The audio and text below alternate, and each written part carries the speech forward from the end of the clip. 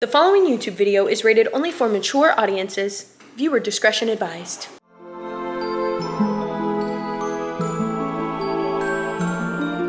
Now that we got that out of the way, let's take a gummy! Yeah! I'll be right back in a few minutes. I'm totally kidding. I would literally never do a gummy. Where do I put this? That is just literally for people who don't do things. For people who want to play around, that's not for me. I'm very serious. I'm a very serious person. I don't like to play around. I don't like to do things like that. I don't know what I'm doing here. I forgot I was recording a YouTube video. I definitely just spent an hour doing other videos. But at least I'm doing videos, you know what I'm saying? We're now gonna do the YouTube video. What is the YouTube video? We're gonna talk about book tropes today. I wanna say that we're gonna do book tropes I'm tired of versus book tropes that I'm obsessed with. But really what this is gonna be about is, yes, that, but also just like talking shit. So like if you enjoy a little shit talk session, you know that thing that's like, if you used your last second on earth to be a bitch, like that's about to be me. That's about to be me. We'll see. I don't really know. We're gonna see where the video takes us. Sometimes you just sit down with a camera in front of your face and you just fucking start talking.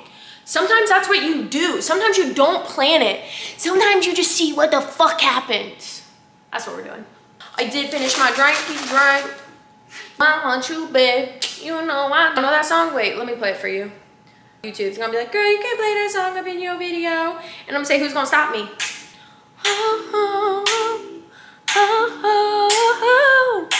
Listen, you hear it? Oh, not yet. I'm doing it too early. I want you to want me.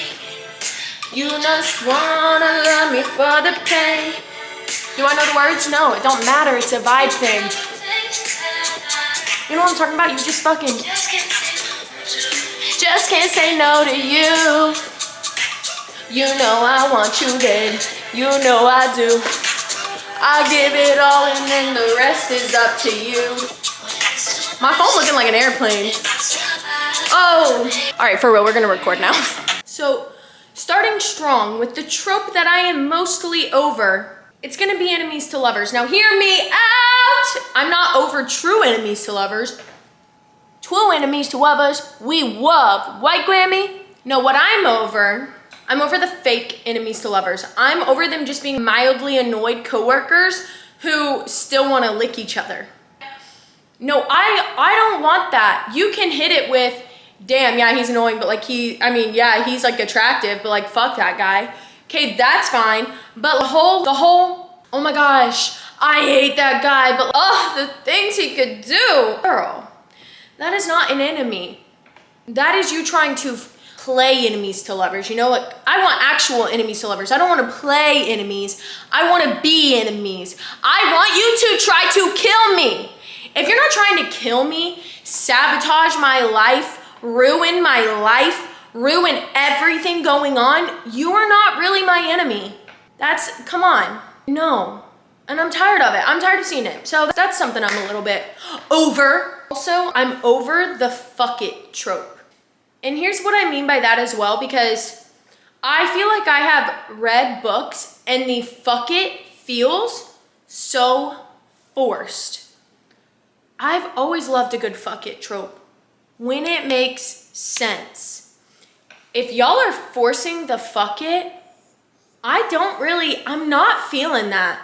They be just staring each other off and then all of a sudden it's like, fuck it. Can we say something else? Can we say something besides fuck it at this point? Because at this point, I'm solely convinced that the words fuck it are being used just so they can put on the trope list the words fuck it. I'm so over it. I'm done with it. I really think the past 3-4 times I have read it, it has felt terribly forced. I can see it coming a mile away. They'll be at the bottom of a staircase looking at each other in the middle of an argument, and then the FMC will be like, he was staring at me like he was hungry. And then all of a sudden the MMC's like, fuck it. It's so forced. I don't know, it's cringy to me at this point. I don't know what it is about it, but I'm kind of over it. If it's done right, yeah. But I'm so tired of seeing it a million miles away. I don't even want to really, I want the fuck it trope in there when you are not even sure it's about to happen, you know? Like, stop giving me the fuck it trope to people who are so very clearly into each other and they obviously both want to kiss, because that's not even a fuck it, you know? I want it when the FMC is actually pissed off trying to kill the MMC and maybe she's got a knife to his throat and there's no tension. You think she's actually about to kill him, and then he looks up and he's like, wow, this bitch is about to kill me. That's kind of hot. Fuck it, I'm about to just try to kiss her. I don't even know if she's like, why are we giving it to people who are so obviously into each other? It's not even a fuck it at that point. It's more like a fuck me. We've been waiting for 3 pages to fuck each other. We've been clearly wanting each other. Let's just do it. I don't know. Do you know what I'm saying, or is that not making sense? I feel like you either get that or you don't. This next one I think kind of goes along with the enemies to lovers thing. I'm over insta-lust. I don't think I was ever really in it. It's just that, don't get me wrong, sometimes insta-lust is good. Sometimes you want it.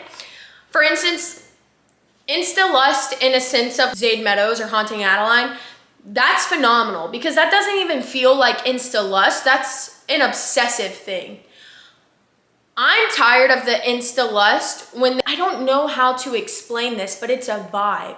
It feels very immature to me. It feels like you've never gotten your dick wet. That's what it feels like to me. That's what insta-lust feels like. It feels like you're a virgin and I'm the first pretty girl you saw, and now you're gonna, I don't know, like lose it in 5 seconds, not be able to last. I don't know, I'm so over the insta-lust. I don't like it.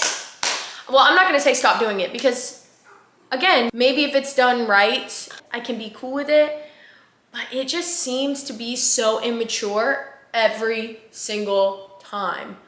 And I can't take it. This next one's gonna come off spicy. The next trope I'm really kind of over. I'm over a helpless girl. And the man has to do everything. The man has to, I love a good train her trope. I love a female that has to be trained.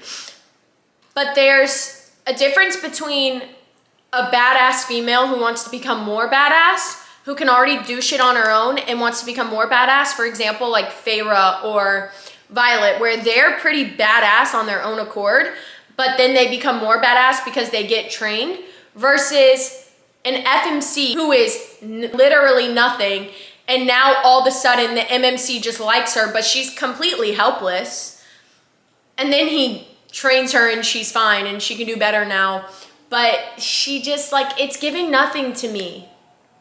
I'm so sorry, but I want a badass FMC who becomes even more badass. I want a badass FMC who finally realizes she's badass and then steps into her power. I'm so tired. I want to be badass, can do it on my own, fucking independent, but then the man kind of still treats me like a princess, and then I'm like, oh, I love being taken care of. Versus I'm helpless and I have to be taken care of, and then you take care of me and it's like, oh my God, the MMC is so nice. Thank God for the MMC, because this story would be so fucking flat without him. Why are we doing that? Tropes that I don't think I will ever get over. My current obsession, I hate a trope list. I really do. I hate when someone recommends a book with a trope list. However, if I do see the trope list and this is on it, I will not be able to say no. I will in fact eat it up. And that's gonna be the stalker trope. Every single time, it's something about it. It feels a little scary. When you do it right, it's a little fucking scary. Who is stalking me? Why am I getting stalked right now? I'm looking out my window, someone's out there. Haunting Adeline, that was done so good. It was a little scary, but you knew he was hot. Please give me more. In that sense, I love a stalker trope. Another one that I will forever eat up is definitely 100% feminine rage. I don't think I'll ever get over feminine rage. I fucking love an angry woman who will burn everything to the motherfucking ground, even to just prove a point. Even if it's fucking petty and she does it. Oh, you thought that you could have the last cinnamon roll and burning your house down. No. Yeah, we're tearing it apart. I love an angry woman. I love an angry woman who's just ready to fucking fuck shit up. Yes! Give me more. Also, I'll never get over the obsessive trope. It goes, I guess, hand in hand with stalking, because if you're stalking, you're probably obsessed. Well, not always. Not in every book I've read. There's that. Sometimes they stalk you because they just want to kill you, and that is fun too. But I love an obsessive and possessive man. I really do. Give me Zade Meadows. Give me Killian Carson. Give me Mason. Mason from, Mason Ashbourne? Or is it Killshot? I think it's Ashbourne. Mason Ashbourne from Drown Like Heaven. Give me it all. I want a man obsessed. I really do. I think that that's a really good thing. Your man, he should be obsessed with you. He should want to freaking chop people's hands off just because it brushed you in the coffee line. How dare you touch my arm? Go get him. I love that. I love an obsessive and possessive man. I don't share. Good. Don't share. My wife. Good. Damn fucking right. Give it to me. Yes, I am. Please. Yes. Don't ever stop those. I think I will eat it up every time. I will always pick up a book every single time when it says that. If you tell me that, it's automatically on my TBR. I just can't help myself. I think that that's one of the best tropes. Especially when the MMC seems very uninterested at first, like has no interest in anything. The MMC is dead inside essentially until he sees her.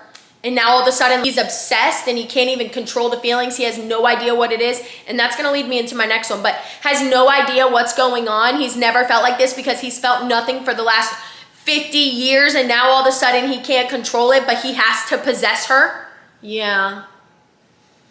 Yeah, so I make you crazy. Thank you. Give it to me every time. Another one that is not done enough. This is not done enough.